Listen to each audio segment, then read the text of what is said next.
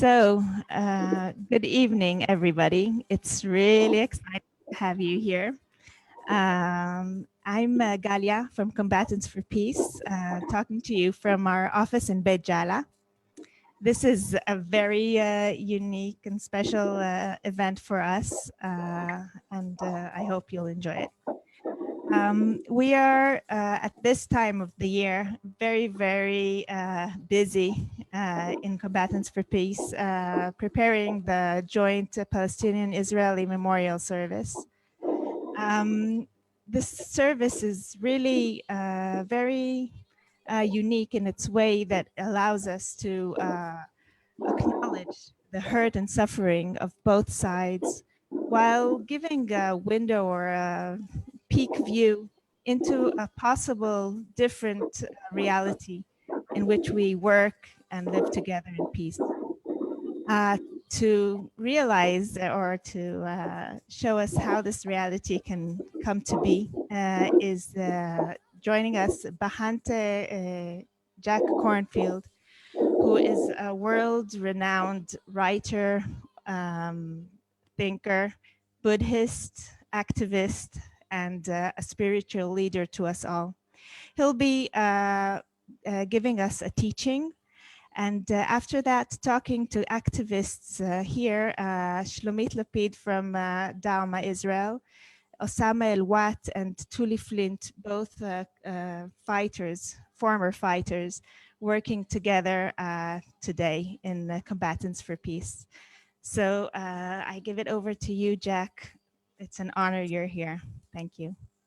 Oh, thank you, Galia. Thank you so much. And I am truly honored to be invited and to be into the hearts of those of you who are doing such extraordinary and important work, not just for yourself, but really for the generations ahead. So I'd like in a couple of minutes to begin with a meditation just to settle us all. But before that, to say that in every generation over thousands of years, there are courageous people who step out of the battle and know that there has to be another way, that there has to be another way for us as human beings to solve our conflicts and to get along with one another and to step off the battlefield, not as a way of loss, but as a way of creating something braver and more beautiful for all. Zen Master Thich Nhat Hanh describes, he said, when the crowded Vietnamese refugee boats met with storms or pirates, if everyone panicked, all was lost. But if even one person on the boat remained calm and peaceful and centered, it was enough. It showed the way for everyone to survive. And there's some way in which I enter this conversation with a lot of humility and respect for those who are on the ground and have been living it as combatants and as peacemakers. You become that person on the boat in the rocky storms of the relationship between Palestine and Israel and all of the forces that would create conflict.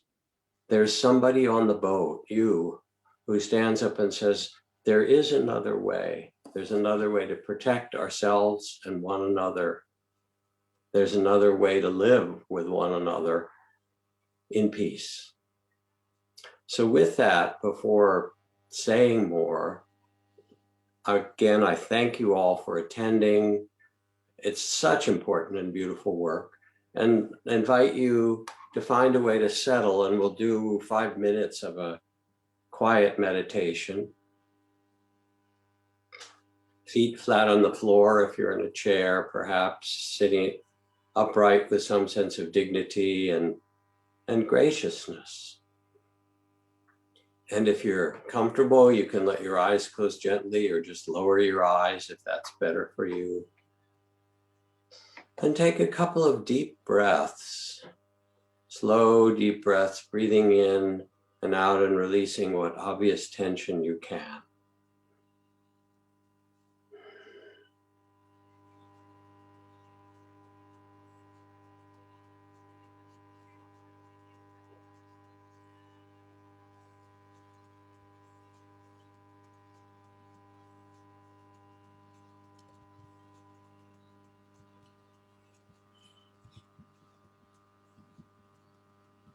And bring your attention to your own human body now, to the sensations and feelings of this body, seated here, breathing with all other beings.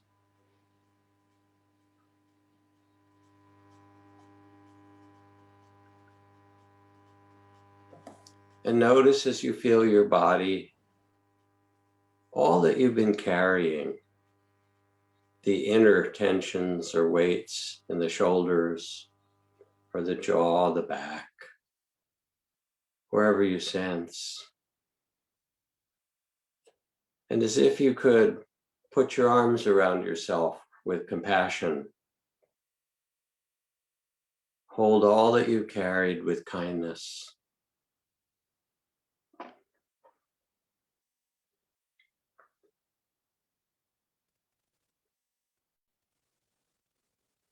And say to your body, thank you for caring so much, for trying to keep me safe, protecting me. Thank you. I'm okay just now. You can relax. And invite your body to come into a place of peace. No, no.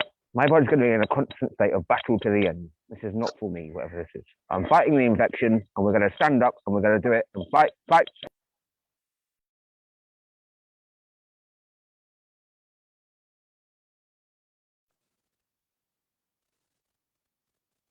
And hearing those words and all the things around, the praise and blame and the joys and sorrows, you take your seat on this earth as a human being, born with a great heart of compassion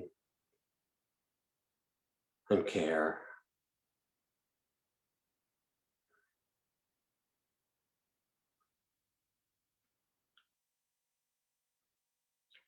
And with the kindness to your body, thank you for caring so much. I'm okay just now. Bring a kindness to your heart and mind, all the emotions, all the things you've been through, the memories, the longings, the pain and the fear, the joy and beauty. Hold it all with compassion and kindness.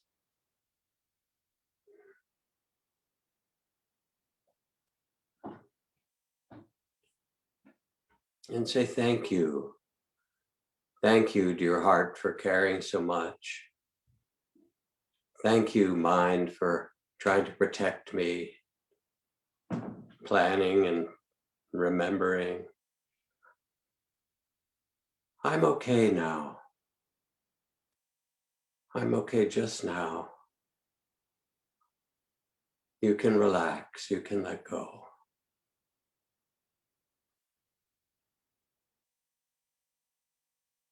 And drop into a place of peace.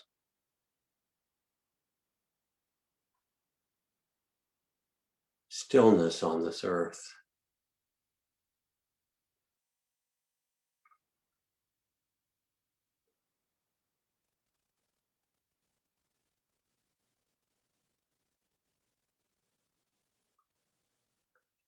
And finally, surround yourself with several figures of beings who, like you, have stood in the boat in difficult waters as a beacon of peace.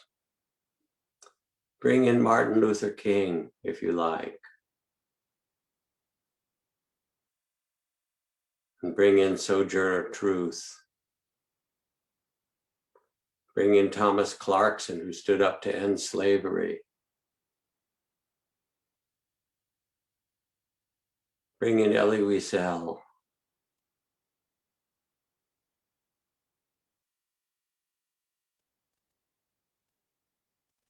And let yourself be surrounded by those who stood up in the generations before you.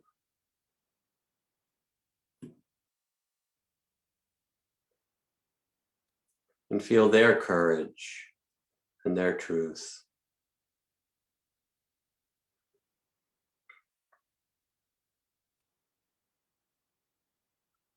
And as you sit with courage and peacefulness of heart, steadiness.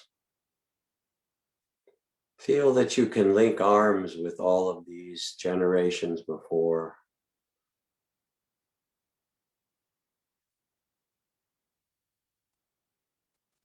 That they are supporting you, rallying behind you.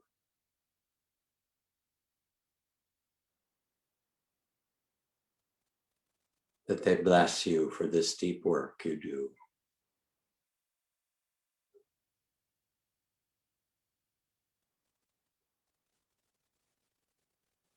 And cheer you on. May you carry on with a great heart and great courage and great love.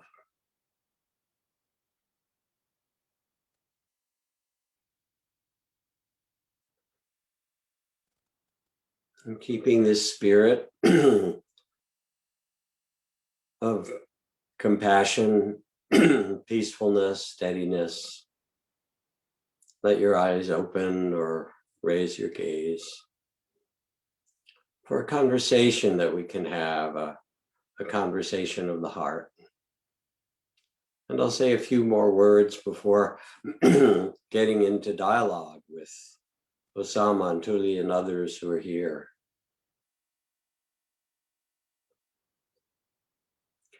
When I was invited by your wonderful group to speak, I began to think about what moral authority might I have to bring to this conversation. And yes, I've been a peace activist over many decades. The story that I want to tell, years ago when I lived as a monk in the forest monasteries of Thailand and Burma and Laos, I lived with a man named Mahagosananda, who was one of the great figures. He was the Gandhi of Cambodia and one of the great peacemakers of the world. And during that time, there was the genocide that happened, or the killing of millions of Cambodians by the Khmer Rouge. And Mahagosananda, who was a modest monk and a scholar and a speaker of a dozen languages, said, we must go to help the refugees. Hundreds of thousands were fleeing and running across the border into the refugee camps. So we went to the refugee camps, and Mahagosananda asked if he could build a temple in the camp for people to come and be with him as a monk. He discovered that all 19 members of his family had been killed, his own village burned, his temple destroyed. He said, we must do something, and got permission from the UN to build a little platform with an altar and a roof on it in the middle of the vast central square of this camp that had 100,000 refugees in it. And the word went out that if anyone went to this temple, the Khmer Rouge underground in the camp said, we will take your names, and when you get back to Cambodia, you will be killed. So in the morning the temple was to open, we went through the camp ringing the temple gong or bell and inviting people to come, and 25,000 people poured into the square. And they sat in the hot sun in front of Mahagosananda. And you could look in their faces and see the trauma of those who'd been through battles and those whose families were killed or homes were destroyed. There would be a grandmother and 2 remaining grandchildren, an uncle with a couple of nieces and nephews. And it was the faces of trauma and suffering. And I thought, what can he say to them? Mahagosananda sat quietly and then put his hands together. And he began to chant in Cambodian and in Pali, Sanskrit, this verse, one of the first verses of the teachings of the Buddha. Hatred never ceases by hatred. but by love alone is healed. This is the ancient and eternal law. And as he chanted it, people began to weep. They hadn't heard these sacred words for years since their temples had been burned. And slowly, slowly, they began to chant with him. And pretty soon, 25,000 people with tears running down their cheeks were chanting, hatred never ends by hatred, but by love alone is healed. This is the ancient and eternal law. And I realized that Mahagosananda was speaking a truth that was even bigger than their sorrows, even bigger than the suffering that they had experienced, that this was the ancient and eternal truth. You all know this. You've lived in the battle zone and you've stepped out of the war. And you see what's possible. When I had the privilege of visiting Israel and Palestine and being there with the Jerusalem peacemakers and with Tovana and other wonderful groups, I remember visiting the Sokita, which brought together teenagers from Israel and Palestine for 3 years to get to know one another, age 14, 15, 16-year-old. And at this gathering, it was a very special one because for the first time ever, the parents of these teens who had bonded and become so close over these 3 years of meeting with one another and living their lives and learning about each other, the parents came, the Israeli parents and the Palestinian parents who somehow got the permits that were necessary. And we were standing in circles. I remember holding the hands on one side of an Israeli father and on the other side a Palestinian mother and their children, the teens in this circle. And after we spoke and stood for a short time, the Palestinian woman who was next to me and the Palestinian man next to her looked at me and she said, "Oh, I've seen only Israeli soldiers for so many years. I forgot they all had mothers. I forgot they had mothers." And there's a way in which we can forget who we really are. And the work of the heart that we're doing, the courageous work of peacemaking, is to see that there's a fundamental beauty and goodness, the true nature, the Buddha nature, the sacred nature that's born in every child, in every being. And to remember that we can see this no matter what's happened, it's never too late to start again.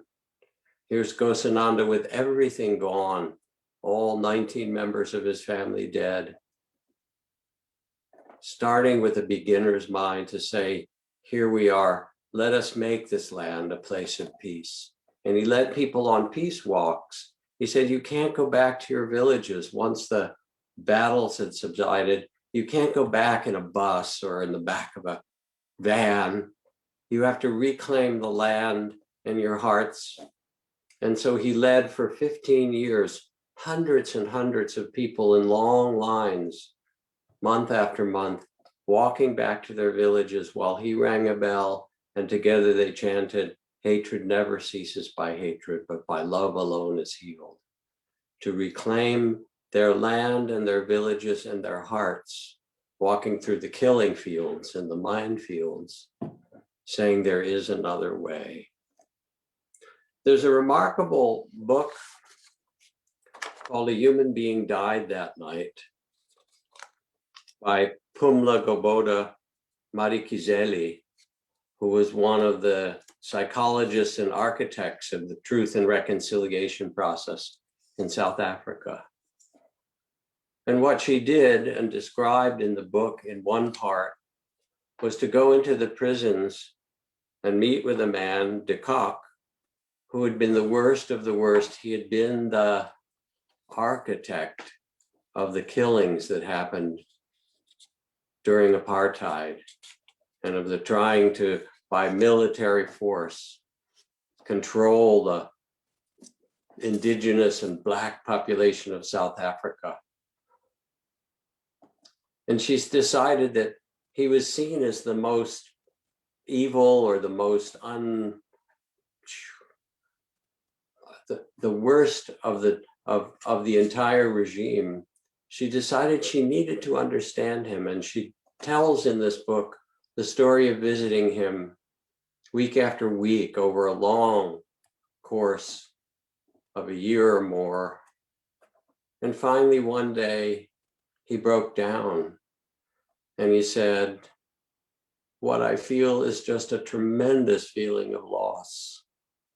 When I look now, the first thing that goes is innocence, no more fairy tales. We killed a lot of people," and he wept. "And they killed some of ours. And now I see we fought for nothing. We fought each other basically, eventually for nothing. We could all have been having a beer. And the politicians, if we could put all the politicians in the front lines with their grandchildren, I don't think we would have this war again. So I'm confused, and I'm so tired, and I'm so sad." We know this in our hearts. We know this as much as anything, that there is another way. And that in the long term, we have to learn to live with each other. And why should we kill each other now, as de Kock said, when in the end we hope to sit down and drink a beer or wine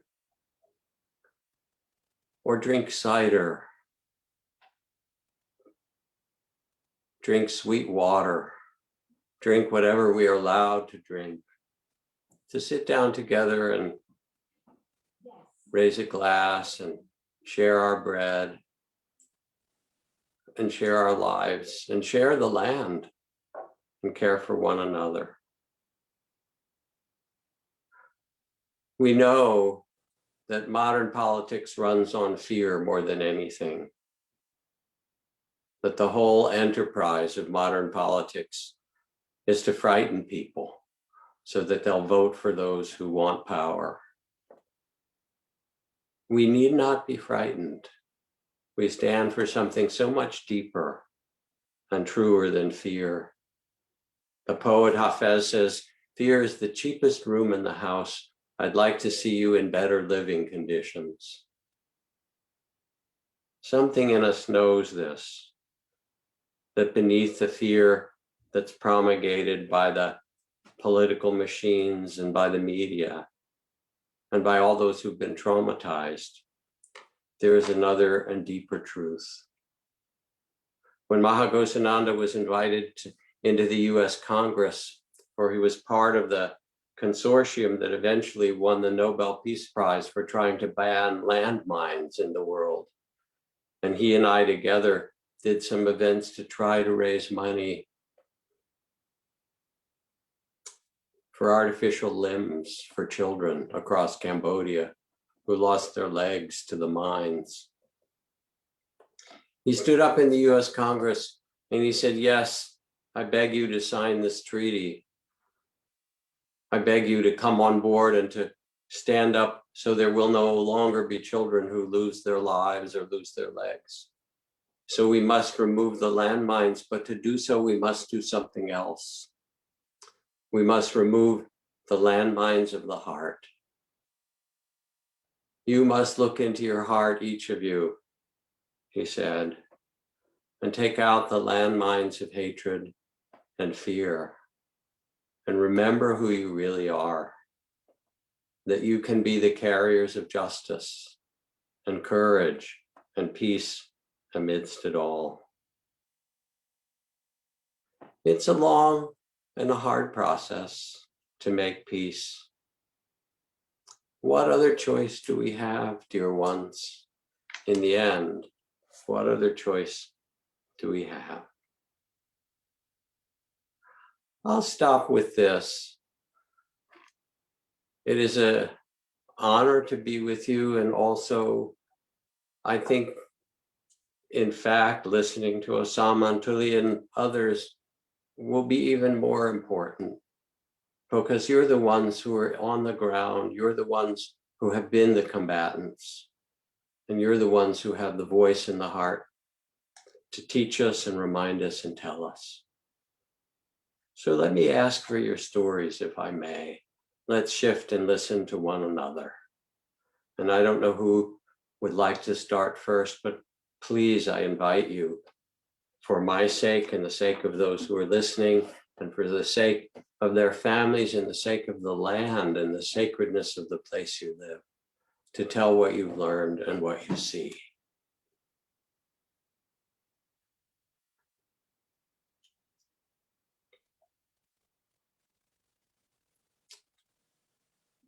So who would like to speak first? You have to unmute.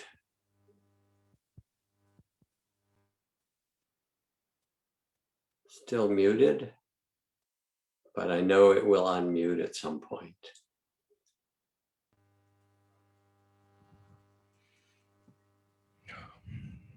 Thank you so much. Can you hear me? Yes, now. Thank you. Yes. Yeah. So thank you so much for the meditation at the beginning. It really helps me to relax after driving 2 hours from Jericho to here between mountains and villages, because we Palestinians have special ways. When you mentioned the word apartheid, I was touched because we still facing this apartheid every day. Yes.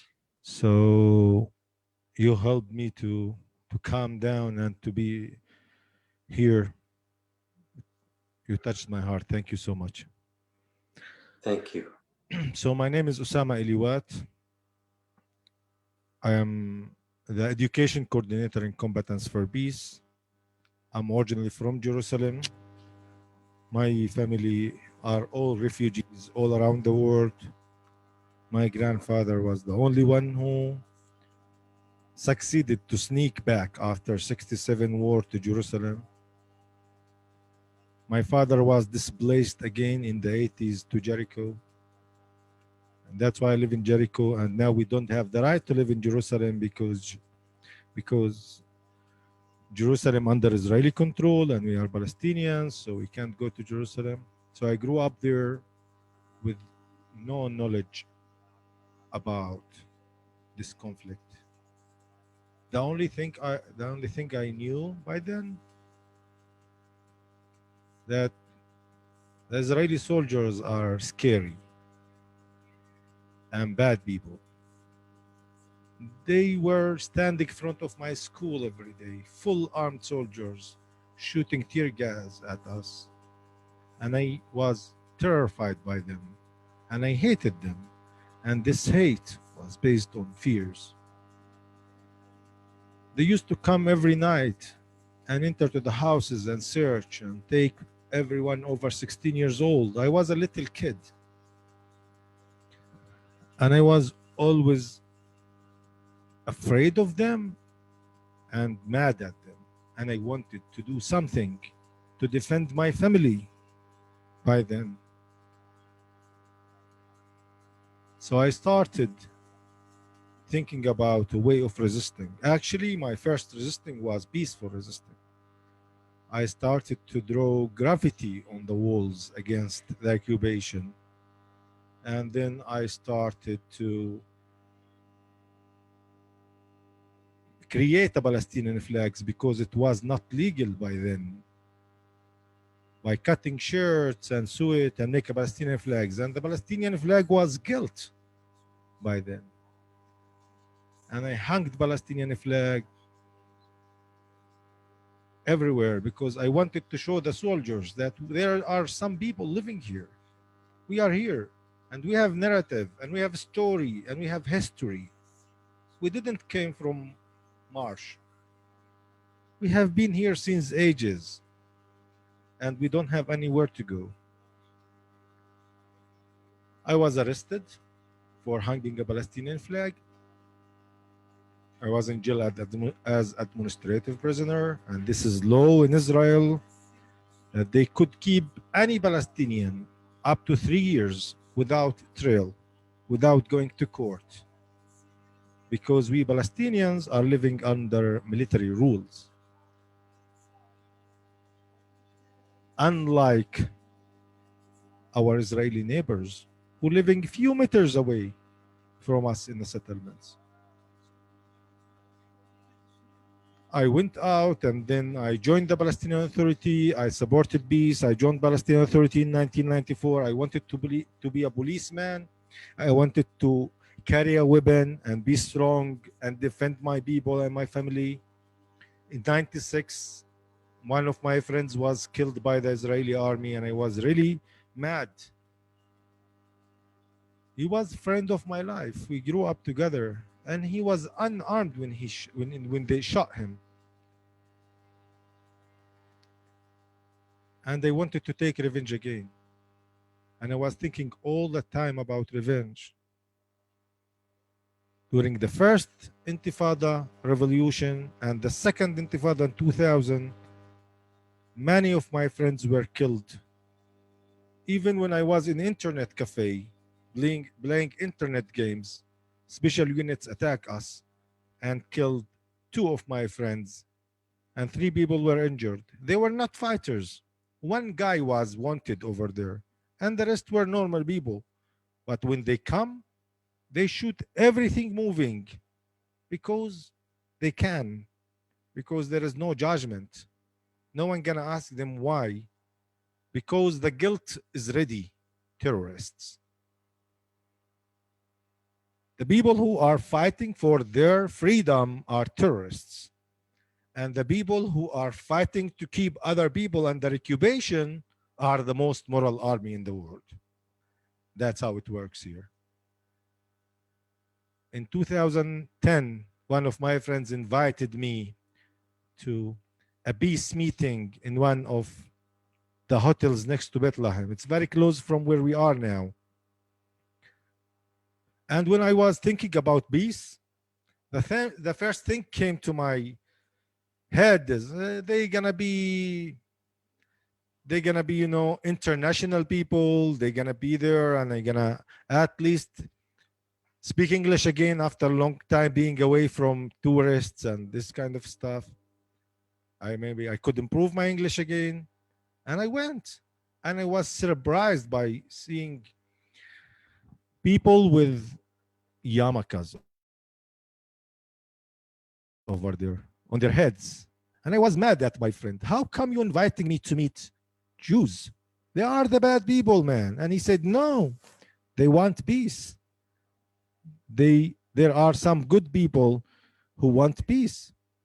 And I said, how come they want peace and they killed their own prime minister who wanted to make peace agreement?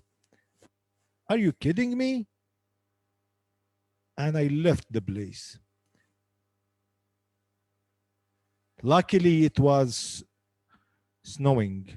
It was storm outside and I couldn't leave because there were no traffic and I needed my friend to take me back home. So I was sitting outside and I heard some of the people who are sitting inside, the Israelis, speaking Hebrew. And someone was translating them to Arabic, talking about the war crimes happening in Gaza.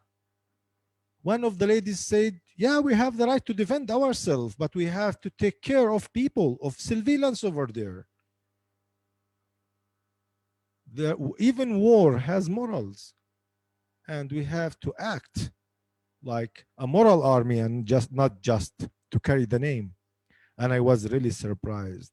How come there is a good Jewish man, a human being on this world? And I was curious. And I went back to another meeting and another meeting and another meeting until I find out we have partners. All what we need, we want, we have to, is to meet. If we don't meet, we won't solve it. As we say in Hebrew, "Ze lo yigamer ad shenidaber." And as Mahmoud Darwish said to his lover, his Jewish lover, Tamar, when she sent him a message and asked him when we are going to meet, he said, after a year and the war, She asked, when does the war end? He said, the time we meet. Thank you so much.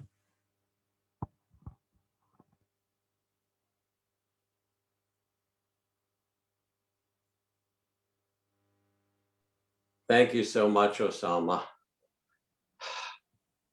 I just want to take in and feel what you've said and the journey, the power of the journey that you describe, the suffering that you've seen and lived through that continues, and the courage that you have to listen and open and say, there is another way to join. So thank you. Tuly, do you want to add a story and words, please? Thank you. We were asking ourselves who's going to be next one, Shlomit or myself, but thank you. So for me, it's very exciting here whenever I sit with Osama or with any other friend from Combatants for Peace, because basically, you know, whenever Osama or anyone else talks about the time that the Palestinian flag was banned and it was illegal and soldiers were chasing after them and making sure that there won't be any Palestinian flag, then I'm thinking to myself, actually, I was one of those soldiers, actually a commander. So a bit about myself. I was born in 1967 when Israel was 19 years old and just took over the occupied territories. So it was a country that didn't know what to do with all the, you know, territories, the new territories. And it was still very common to hear people say, we're a small country surrounded by enemies, we need to be strong. So I was born into this culture, and of course I was thinking about the army all the time. You know, my books on the bookshelf were about the army, about heroes from the army, about, you know, protecting ourselves and being courageous and being cunning and taking over the Arabs. And the Arabs in those books were always either cowards or stupid or cunning or doing, you know, lying or doing something like that. But I knew Palestinians. I worked with them in a construction building, but I did not connect it with occupation. When I was 14, I went to a boarding school in the Negev, learning about ecology and learning about the country and everything, and actually learning to be a young ranger. So it was natural for me to take a gap year in between high school and the army and try to go to a field school. And the field school was in Palestine, which no one called Palestine at the time because no one talked about the world, and the word was even banned. You couldn't say Palestine, you couldn't write Palestine, you didn't talk about Palestine. So it was in Ma'ale Ephraim, a Jewish settlement, an Israeli settlement. And I was in the field learning about Nablus, learning about the ecology, the nature.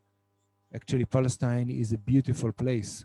If we were a bit more smart, both nations, it would be heaven on earth here. And afterwards, I joined the army. I enlisted to the army in 1986, February of 1986, first for the Navy, and then I left the Navy and I became a part in the infantry. I went to a medic school, medic course, and I became a medic, treating injured people from both sides. And it was before the first Intifada, before the first uprising of the Palestinian community. So I was most of the time in Lebanon or training. And then I went to officers course. And just around the time when I finished my officers course, the first Intifada broke, 1987. up till then, I was very much sure that we can do what no one else can do in Israel, that we are able to run an enlightened occupation, that we're the good ones here, that we're the ones that can, you know, rule other people, but still be enlightened and be humane. And then the first intifada broke. And I can say that we were a bit insulted because we are running an enlightened occupation. We're treating people in human according to our values, and we are the Jews, we are the good ones around. And then there was this uprising. We had no non-lethal weapons, and we were very violent. You know, people remember the late Prime Minister Rabin saying to soldiers, if you catch someone throwing stones, you need to break their arms and legs. And I know that I saw people doing that. And the violence was all over. And we felt that we can overtake the Palestinians and rule them by force. At the time, the Palestinian flag, just like my friend Osama was saying, the Palestinian flag was banned. So we were chasing kids and teenagers around Palestine whenever we saw this flag. And whenever there was a wall that the word Palestine, no one spoke Arabic, but we could recognize the word Palestine in Arabic. So when you see the word Palestine outside the wall of a building, you get inside, you arrest people, you make them clean the wall, you make them clean the road if they block it. And that's what we did. Those were all our days, and we didn't know what to do with civilians, because whenever soldiers meet with civilians, it's an impossible meeting. And I can say that we are all very violent. Just like Osama said, we were arresting people for hanging their own flag. We were doing whatever we could in order to protect our soldiers. I became a group commander at the time. In 1990, I became a group commander, actually commanding 117 people. And I was under the impression of the first intifada, and I said to myself, I don't want any of my soldiers to get killed or get wounded, and I'm willing to do everything. By willing to do everything, meaning to create an atmosphere of terror for the population. When I was a commander, every villager in the area that I was ruling, whether a city or a village, knew that in any moment a soldier might come from the roof, from the window, or from the door. And that's the way I thought I was protecting my soldiers. There was still uprising and stones and Molotov bottles. 1992, I left the compulsory army and I started, you know, my civilian life after 8 years or 7 years in the army. But in Israel, when you are a combat soldier, there's a parallel route in your life. On the one hand, you run a civilian life. I went to study psychology and then to become a social worker and a clinical social worker. We got married to a young woman that I met in the army, and we, you know, we have 2 daughters. But on the parallel route, I was in the reserve duty. And in reserve duty, as an officer, I did around in between 80 to 100 days a year of reserve duty in Palestine, getting higher and higher ranks, higher and higher units. So on the one hand, I'm treating traumatized post-trauma soldiers, and on the other hand, I'm in Palestine and in Lebanon working with my soldiers to enforce the occupation. I became a battalion commander and a lieutenant colonel in the Israeli army. And then in 2012, I left the combat situation and I became a mental health officer for a division. I was never an extreme right wing, but I believed that by force we can rule the population, and at the end of the game, the Palestinian will understand that we are stronger than them, and then we'll supply. That way, they will accept us as rulers. But it was a conflict with my morals as a therapist, as a social worker, as someone who believes in human rights. And especially 2014, the protective edge, the last Gaza war. Actually, I hope it would be the last Gaza war. And treating soldiers on the border with Gaza, inside and outside Gaza, and treating civilians that were harmed, I said to myself, I cannot wear uniforms in the occupied territories or in Gaza anymore. I cannot do this, live with this conflict anymore. The second resolution was to go and treat my own PTSD, because I diagnosed myself as suffering from PTSD. Actually, I went to my therapist. I said, listen, I have PTSD. You need to help me. You don't know how to do this. I'll teach you and you'll do this for me. It worked. And the third thing was to look for a movement that I can join. And Combatants for Peace was like a natural selection for me, because it enables me to walk a path of recognition of the human beings that are my enemies, that are my former enemies, now my friends, and to know people that I used to know only through the barrel. I looked at them through the weapon. And you know, when Osama talked about apartheid, I think that we ran the worst apartheid, because we are not, we're denying that it is apartheid. At least in South Africa, they knew. You know, the interesting thing is that in 1987, 1988, before the apartheid in South Africa ended, we used to, you know, come from the army after the, you know, working in the occupation and demonstrate against the South African apartheid. That was our, how much we were blind. So I joined Combatants for Peace as someone in the movement, and then I became the coordinator for the Kalkilia Tel Aviv movement, and then I'm now the Israeli coordinator for the movement, working with my friend Jamil Kassas from the Heisha refugee camp. And I think that maybe I can say a few words about the movement. The movement is a parallel movement. We're one movement with parallel structure. We have like an Israeli CEO and a Palestinian CEO, a Palestinian coordinator and an Israeli coordinator.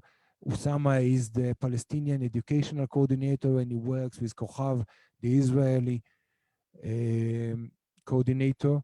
We invite everyone in. We don't demand them to be fighters. Not everyone needs to be a combatant in order to join the movement. We invite everyone here in, and we work together trying to promote peace. And thank you.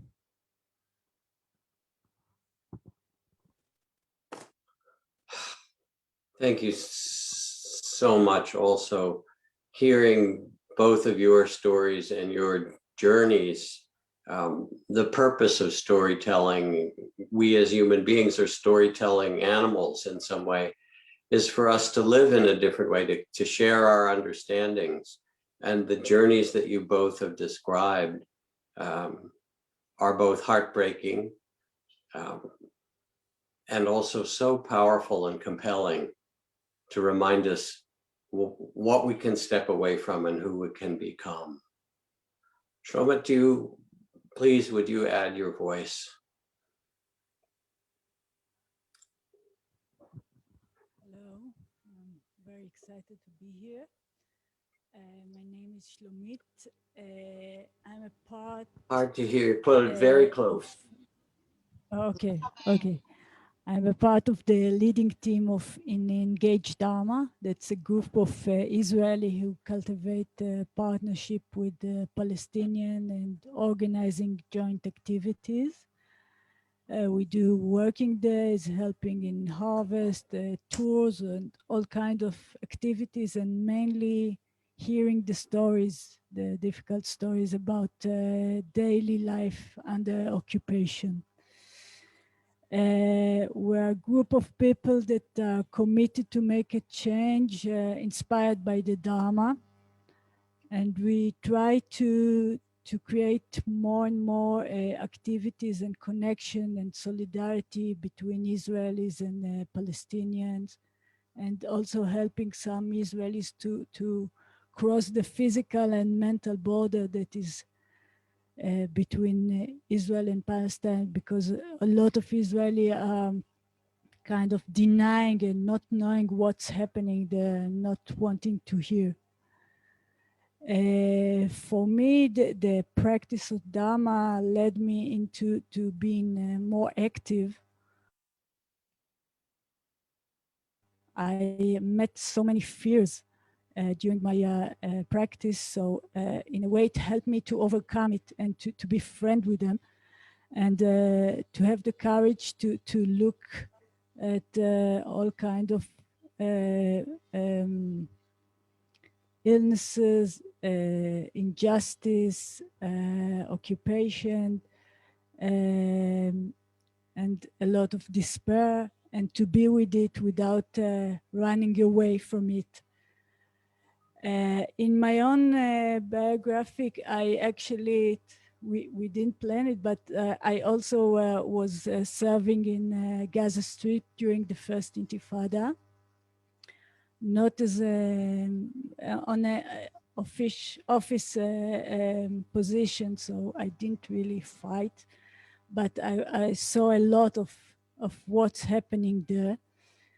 And I remember one day we were driving in Gaza Strip. It was Purim, the Jewish holiday where we put on costume, and we went to the nearest city to buy costume. And on our way back, we kids, 18, 19 years going, and we start playing around. We had some plastic pistols, and we were just playing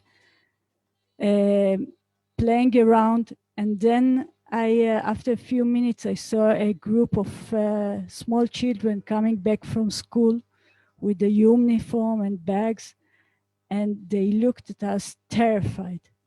They didn't know what's happening. They were sure it was real guns. And for me, it was a shock. Suddenly, from being a teenager who is playing around, becoming a soldier that they think I'm attacking them. And I still have the image of their fear. And I think this was one of the seeds that made me want to be more active and to be more involved. It took me a lot of years to have the courage and to understand that even in small ways we can make a change by meeting and having a solidarity activities and just changing the atmosphere in this place. Thank you very much. Oh, thank you for your words and for the image of the innocence of those children.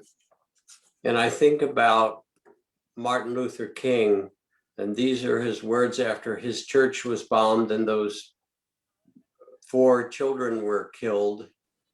He said, "We will match your capacity to inflict suffering with our capacity to endure suffering.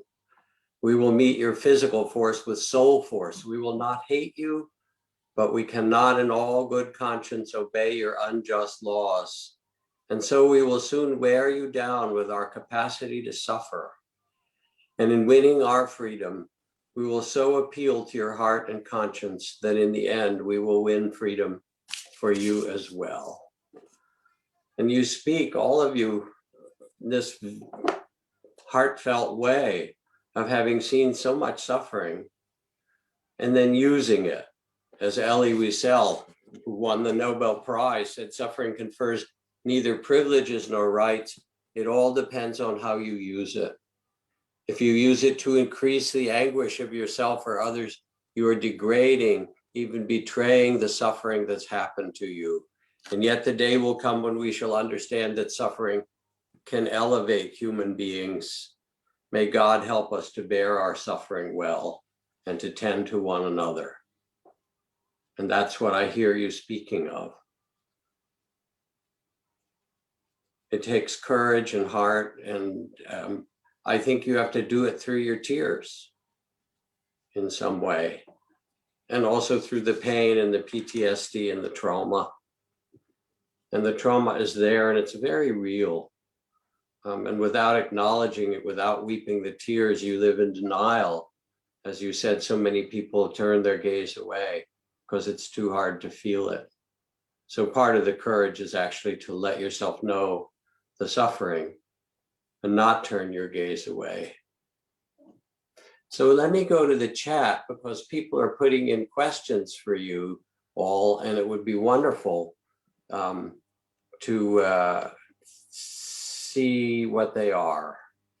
So here's a question, and we'll see whichever of you wishes to respond. How do you deal with some members of your own society who see the other as the source of fear and oppression and reject this partnership? And how do you deal with the asymmetry of this conflict? So, it's true on both sides. There's been so much suffering.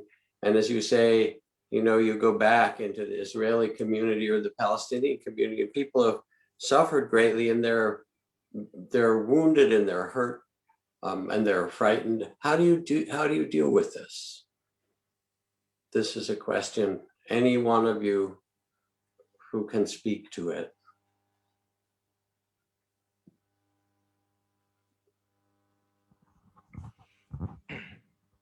Yeah. So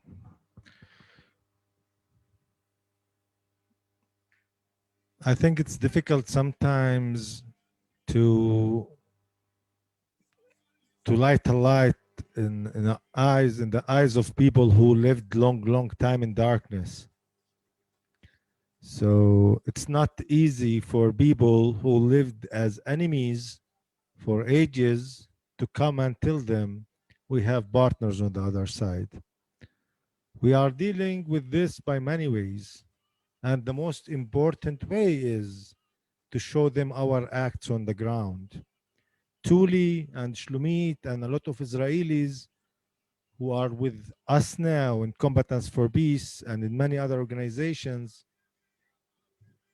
actually they showed us the humanity of Judaism. Unlike the Israeli army, who tried to show us all the time how strong and harsh and bad the Jews are. And that's what helps me to show my people that we have a partner. And this partner is willing to leave his house at 4 in the morning to come with us to protect our shepherds from the soldiers, from the settlers. This partner is coming here because he left all the hate education he have learned during his life, and he came with us to draw new future for us and our children. And that's how we show our people. About the other question, it was the asymmetry of the, yeah. I think there is no symmetry in this conflict. Actually, there is a big, huge state with all kind of weapons occupying unarmed people. Yeah, but there is another symmetry here, that the pain is one, as you said before, Mr. Jack. You can't see the difference between the tears of the mother of the Palestinian mother or the Jewish mother. You can't see the difference between the pain of the Palestinian father or the Jewish father. So there is no symmetry on the political situation. But if you look at from the humanitarian side, we are all victims of the same system. Our enemy is the occupation, not the Jewish people. And that's what we have all to know. Thank you. Thank you. Thank you. Yeah, and I got some things in the chat. People saying Elie Wiesel never extended his compassion to the Palestinians. And when I read it, not having known that before, in some way, I'm sorry that I even quoted him, because the real compassion has to include all of us. Every child that's born, as you say, Osama, every person who's born has the same spirit, the same dignity. And why we should divide in this way is crazy. And you know it, you're speaking of it. So the people who are asking in the chat, what do we do? Is there a two-state solution? Is there some solution? What I'm hearing from you and really touched by is that we need to listen to one another, to extend our hands, and that the fact that the Israelis who are part of your Combatants for Peace group and others are willing to go and get up at 4 a.m. and stand together, arm in arm, with their Palestinian brothers and sisters, that is really the solution. That is what we need. We need to do that. We need to listen to one another. And as someone said in the chat, there's a kind of dialogue, if you will, of truth and reconciliation, but it has to somehow focus on how do we bring this back together, restorative justice, where we hear the pain you've suffered, these mothers and these fathers, and we hear the pain and fear you have on this side. Yes, it's not symmetrical, as you say, but on the other deeper human level, it's all about the suffering we've experienced and the dignity and the goodness of heart that says we can stop this. More questions. Timing is important. Pain and loss on both sides. Restorative justice is a way that brings us together, a process of listening and forgiveness. And I think about forgiveness because it's misunderstood very often. People think that when you do forgiveness, it means you say what happened was okay, but it wasn't.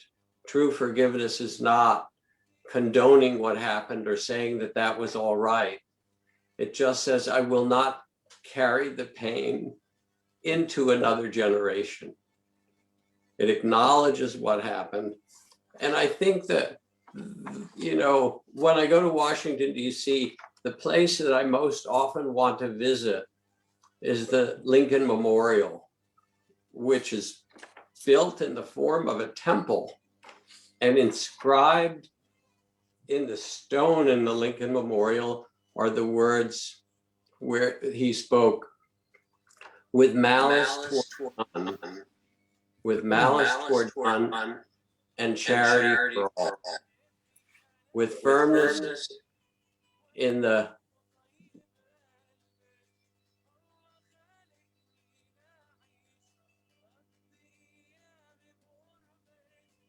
Jack, you're gonna have to unmute.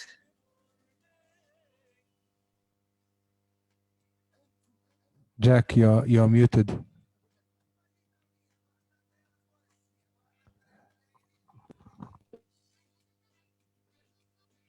Still muted. after the worst civil war, you know, where in the US, 4 million people died in a population of 30 million. For Lincoln to stand up and say we have to bind up the wounds with hatred and malice for none and charity for all, let us come back together. This has to happen. And you are moving it forward so that it might happen, we would hope, in our lifetime.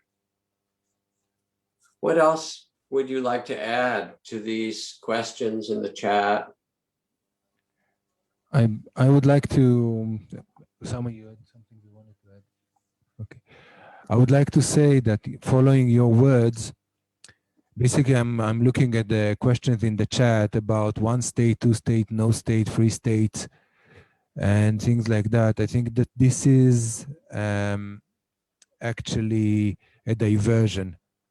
This is actually a diversion for us as human beings, because basically, you know, whenever we think about doing something, we ask ourselves, does it go hand in hand with what we believe in? And we believe in equality of all human beings. We believe in justice, and we believe that, you know, on the practical level, the occupation must end. And there was a question about how do we deal with the power structure. Yes, the power structure in this conflict is very uneven, very much uneven. We as Israelis have all the power. For example, the fact that we're here in Bejala is because Osama is banned from coming to Tel Aviv, because we have a holiday, the Passover holiday, and actually for the last year, Palestinians has had to smuggle the border in order to work, in order to get their livelihood, and Israelis are the ones who control here.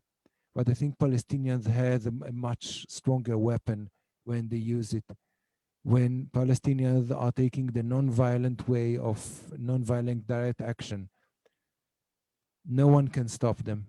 No one can stop the equality and the human rights and human values from winning over any occupation in the world. You know, you could bring the strongest tank or the strongest weapons. And I think that, you know, talking about the solution now is ignoring the fact that we are all human beings, and any solution should take this fact into account. And Shlomit, maybe.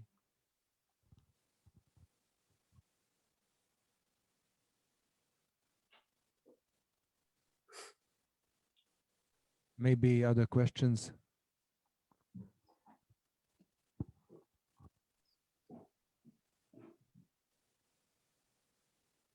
As we looking for more questions, hi, my name is Gilly. I'm from American Friends of Combatants for Peace. I'd like you to touch, if you can, on the joint Israeli-Palestinian memorial ceremony coming up. An extraordinary event that keeps growing as the reality of occupation, oppression, annexation is becoming extremely more dire.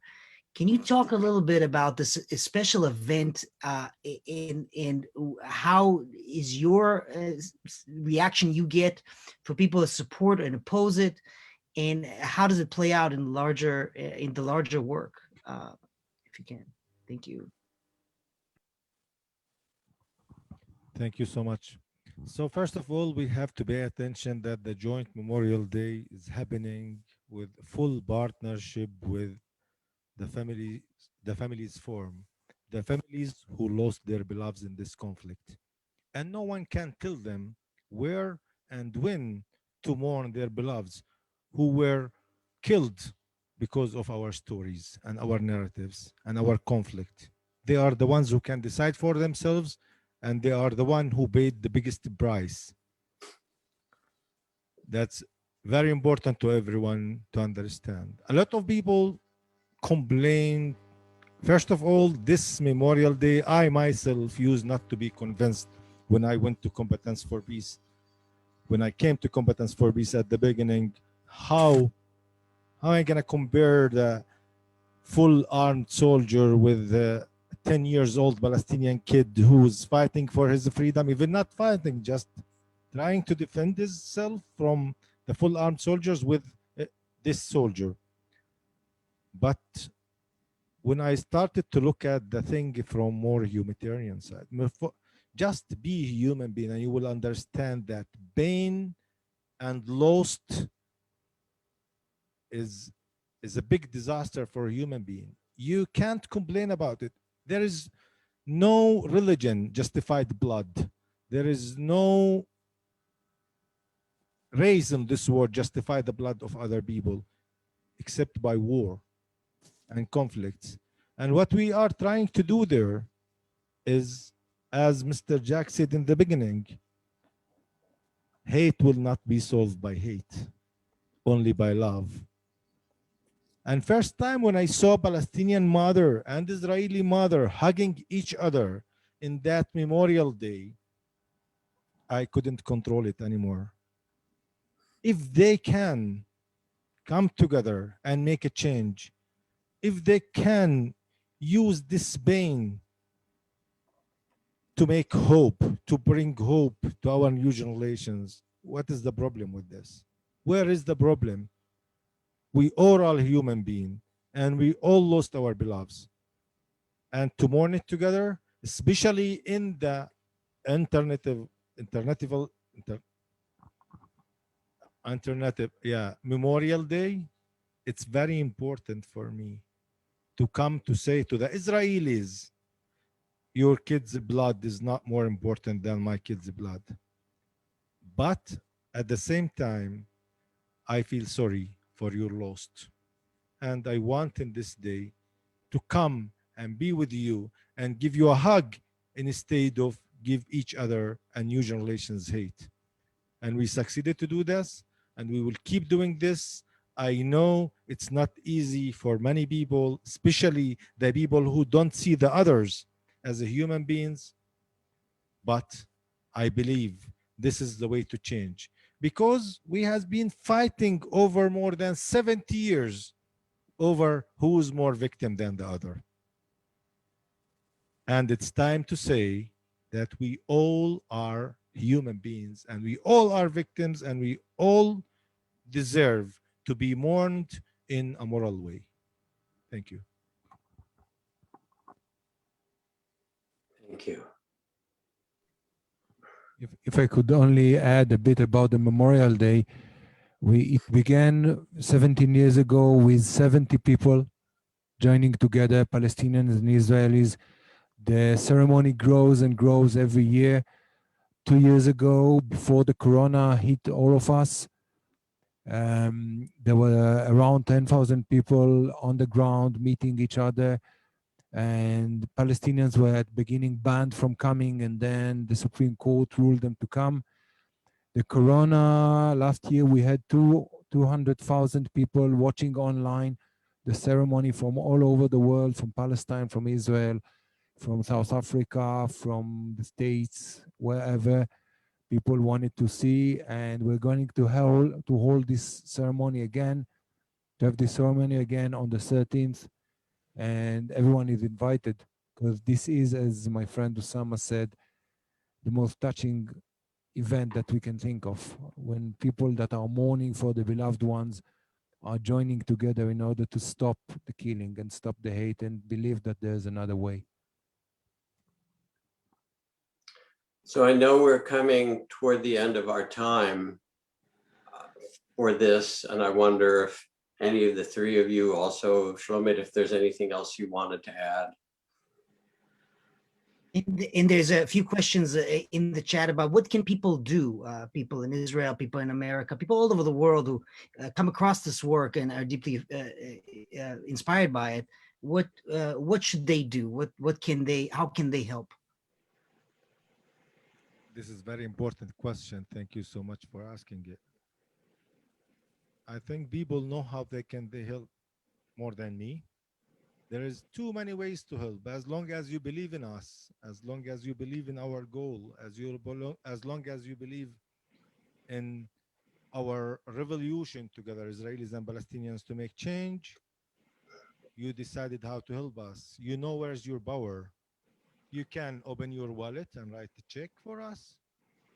And you can donate few tents for the people who are living in Jordan Valley without shelters after demolishing their houses. Or you can help us by building a website for us, for example, or inviting people to our lectures, or take our story to as much as at least to the decision makers in the world, especially the American people. Actually, I want to talk to them. Yeah. You know, America is the biggest country in the world. Yeah. the way they knew how to do annexation and how to give permission to the settlements to build more settlements and to make this conflict worse, they can also make pressure on their governments to solve this conflict and make pressure on the Israeli government not to leave and go out, just to stop this discrimination, to stop this apartheid, to stop attacking human rights, and to let Palestinians live normal life because we deserve, because we are humans, because my Tuly children are not better than my children. My children deserve to live too. My children deserve to go to the sea and to go to Jerusalem and to move freely everywhere. And you can support us the way you see your power.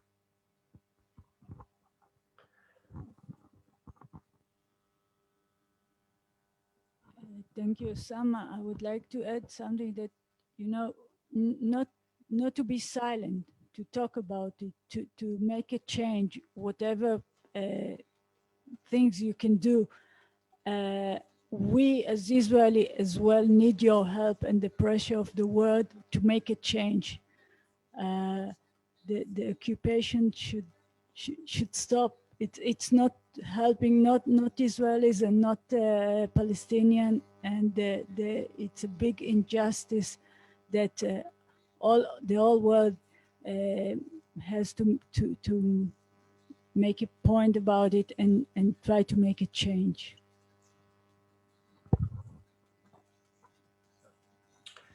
There is in modern culture a kind of propaganda and pressure that makes people feel like they're helpless, that they can't really make a change, that the only thing they can do is kind of keep going through their lives and buying things or doing their business or consume, but that they actually don't have any power. And it's a lie. A single human being who really cares for the dignity of others can stand up in a nonviolent way and make an enormous difference. It says in the Bhagavad Gita, if you want to see the brave, look to those who can forgive. If you want to see the heroes, look to those who can return love in exchange for pain and difficulty. This is what's possible for us as human beings. And you are demonstrating how you have learned to do it. Each of us has to find our way. And you're inviting people not to listen to the propaganda, but to realize that they can join, that they can stand up, they can build a website, they can go over to the Palestinian communities and join hands with them. In other countries, they can raise the question, and why is this continuing? What do we need to do to support those who are for peace and to make this stop? And we all somehow need to do this. And every tradition, you know, I look back at the best of my Jewish upbringing, and it was humanitarian. It was standing up for those, you know, who were in danger. It was standing up to protect people. I don't want to lose that. And I know it's there in the Palestinian community. I know it from you, Osama. I know it from Semi Awad, who I met, and Mubarak Awad, and many others that I've met who carry the same courage, and maybe even more because they've been through so much and suffered so much. I think It is who we are as human beings. This is our true nature. And any other life is diminished without it. So I don't know if, yes, go ahead, please. I fully agree and support what you say. I think that we need to come to a time that religion would be, all religions should work together to promote their values, their real deep values, and religion should stop being a problem and become a solution. Between the Jewish, the Christians, and the Arabs, Muslims, here and all around the world. And you know, about what can people do? Join organizations of human rights, practice whatever teachings you want, will it be Jewish, Muslim, Christian, Buddhist practice or whatever. But you know, whenever you look deeper, you will find that there is equality deep rooted deep inside every human beings and every human tradition. So this is what we need to do. We need to stop the occupation everywhere. We need to stop discrimination. We need to believe that everyone is equal. And you know, Osama, my friend, talked about money, the ceremony, and everything. We are not supported by the government. Actually, we're banned by the government, and they try to stop donations and things like that. So every penny counts, everything counts, every support that you can do. If you know, share, come to the ceremony, share the ceremony with others, bringing other people to look at it and to see what we do. Go online and look at our websites, because apart from the ceremony, we do day-to-day activities with the shepherds, with demonstrations, with going in a non-violent manner, just like the great teachers taught us to work. And I think that we all know that non-violent direct action wins over power and violence. And one person can light a candle and light the candle of 1,000 other people. The spirit that you speak of and the light that you carry can be lit to another and another and another, and that is what we need. So let's end with a little meditation. Can I say something? Please. I'm a Palestinian refugee. I was born in Haifa in 1935. I was displaced from my home on my 12th birthday and landed at Ellis Island, where I've been at the Gaza Freedom March. I've worked for peace my whole life. And I am appalled at the mean spirit of Israel in giving the vaccination to Palestinians, about imprisoning the Gaza people. I'm appalled at the American government giving billions of dollars to Israel to create the havoc that they have done. I am just appalled. And I'm appalled at the American Jews for supporting Israel and not seeing the truth about human rights. And if you don't mind, I would like to make a Native American. Thank you very much, Mr. Youssef. I want to say one word before we leave. I don't want to forget that these days the Jewish people are celebrating Passover, the Liberty holiday. And I want to say, while you're celebrating your holidays, while you're celebrating your freedom holiday, keep remember there is another people in this world are living under your own people occupation. Thank you. And may they too then this is a moment find that freedom.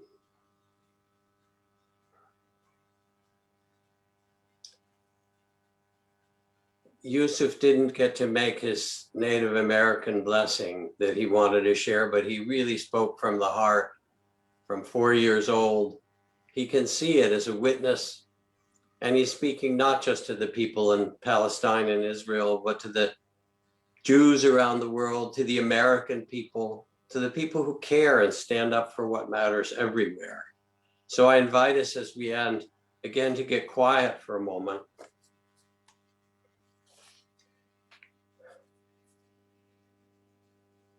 And feel the courage and the light that's come from those who've spoken.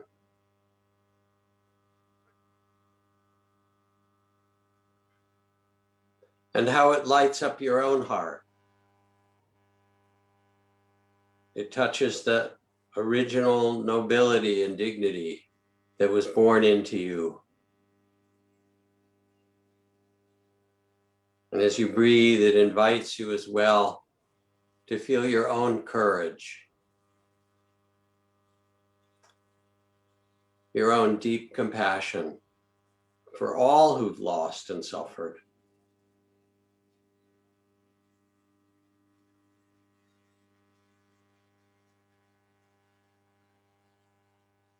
And let yourself set an intention, a vow inside.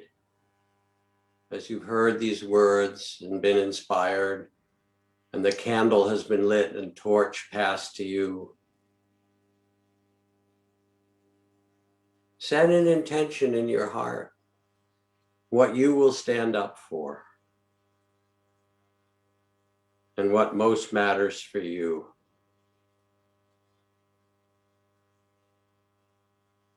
As the poet says, in the name of daybreak and the eyelids of morning and the wayfaring moon, I swear I will not dishonor my soul with hatred, but offer myself humbly as a guardian of nature, a messenger of wonder, a healer of misery, and an architect of peace. You have within you the seeds of greatness and courage. Each one of us carries this. May you bring your courage, your love, your deep compassion, and in your own way help to heal the divide and bring peace and respect and love among the peoples of Palestine and Israel and all who've suffered. This is who you really are. Remember it. Trust it. It is your true birthright. It is the true freedom of heart.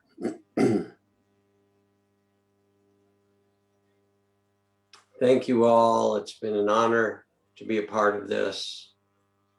And I'm so valuing what I've learned from you, Osama and Tuly and Shlomit and everyone else who's spoken.